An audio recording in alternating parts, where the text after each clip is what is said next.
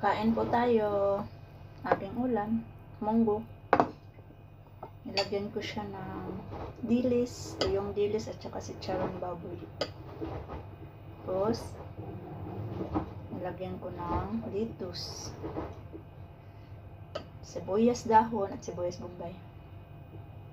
Mas nilagyan ko siya ng gata.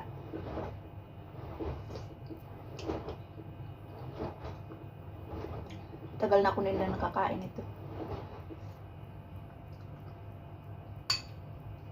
Lunch time.